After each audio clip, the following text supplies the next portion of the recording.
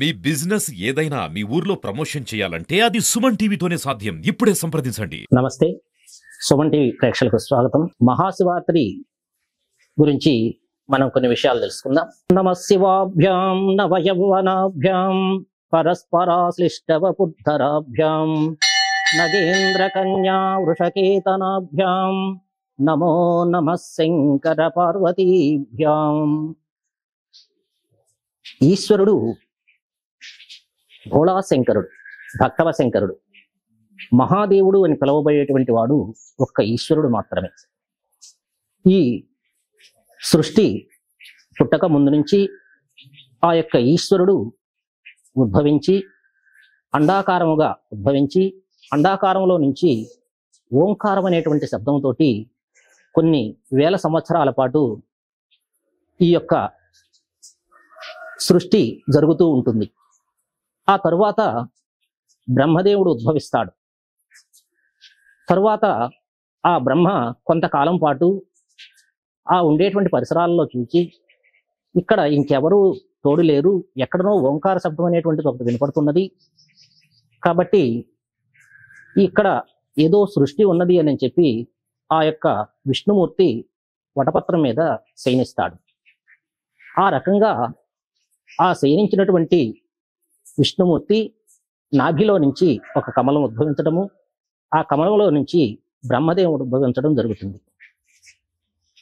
ఆ తరువాత బ్రహ్మదేవుడు వచ్చేసేసి ఈ సృష్టిలో నేనే ముందర పుట్టాను అని చెప్పి ఆ ఎక్కడి నుంచి వచ్చాను అని చెప్పి ఆ పద్మము యొక్క కాడను పట్టుకుని కిందకు వస్తే విష్ణుమూర్తి కనబడతాడు.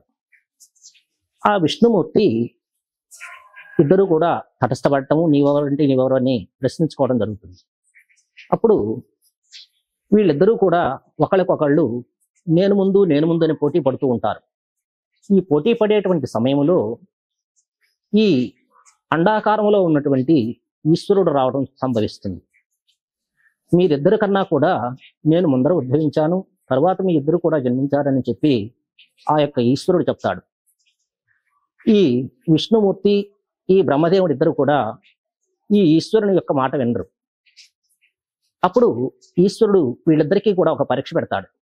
నేను ఒక లింగాకారం అవుతాను, నా లింగాకారములో ఆది అంతాలు ఎవరైతే తెలుసుకుని వస్తారో వాళ్ళు ఈ యొక్క సృష్టిలో ముందర ఉద్భవించినట్టు అని చెప్పి వాళ్ళిద్దరినీ కూడా పరీక్ష పెట్టడం జరుగుతుంది. ఈ విష్ణుమూర్తి వరాహ అవతారంలో భూమిలోకి ఛేదించుకుని పాతాళానికి వెళ్ళిపోతే ఈ బ్రహ్మదేవుడు హంసవాహనానికి ఆ యొక్క అంతాన్ని తెలుసుకుని వస్తానని చెప్పి బ్రహ్మదేవుడు వెళ్ళటం జరుగుతుంది.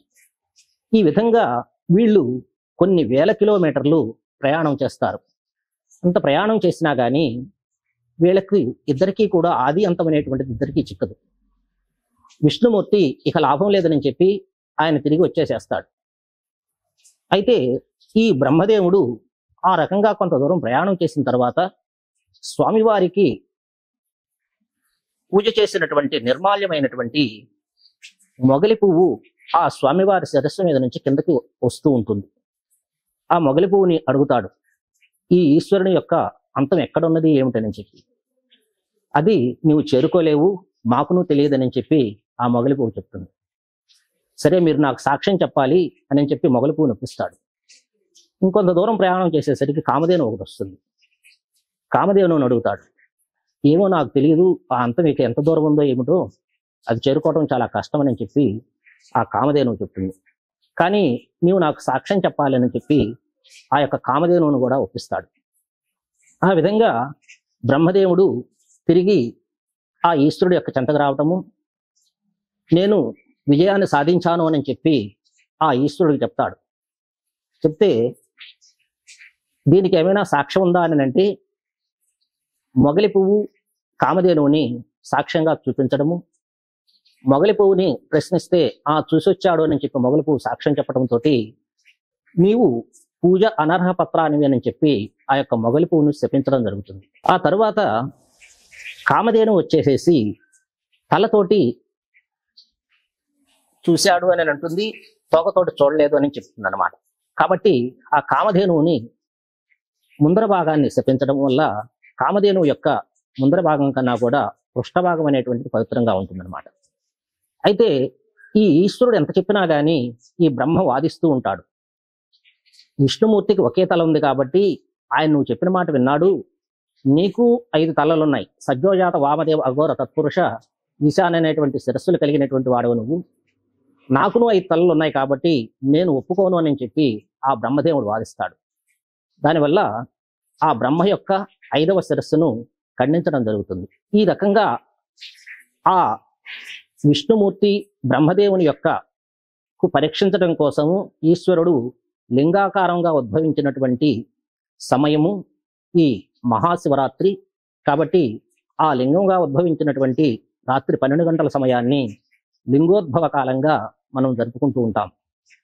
అందువల్లనే ఆపాతాళ నభస్థలాంత భువన బ్రహ్మాండమా విస్ఫుర జ్యోతిస్పాటిక లింగమౌళి విలసత్ పూర్ణేందువాతామృతై అస్తోకామృతమేకమేశమనిశం రుద్రాన్ వాకాంజపం ఝాయే దీప్సిత సిద్ధయే ద్రౌపదం విప్రో విష్ణుంశ్చేశివం.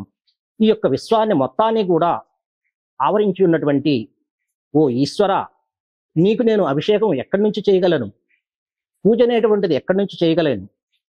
నీవు ఈ విశ్వం మొత్తం కూడా వ్యాపించి ఉన్నావు. నేను ఈ విశ్వంలో ఎక్కడో సూక్ష్మమైనటువంటి పరమాణువుని నేను. అలాంటి నాకు నీ యొక్క శిరస్సు మీద అభిషేకం చేసేటువంటి భాగ్యాన్ని నాకు ప్రసాదించు స్వామి అని చెప్పి ఆ నమక చమకాలతోటి ఆ ఈశ్వరుణ్ణి అభిషేకించడం జరుగుతుందన్నమాట. కాబట్టి మహాప్రభావవంతమైనటువంటి ఈ మహాశివరాత్రి రోజున స్వామివారికి అభిషేకాలు, అర్చనలు, కళ్యాణ మహోత్సవాలు, జాగరణలు అనేటువంటివి చాలా విశేషమైనటువంటి ఫలితాన్ని ఇస్తాయి. అందరూ కూడా ఈ మహాశివరాత్రి పర్వదినం రోజున ఉపవాసాలతోటి, అభిషేకాలతోటి ఆ స్వామివారిని తృప్తిపరిచి మీ యొక్క కోరికలను తీర్చుకుంటారని ఆ యొక్క పరమేశ్వరుని ప్రార్థిస్తూ సెలవు తీసుకుంటున్నాను.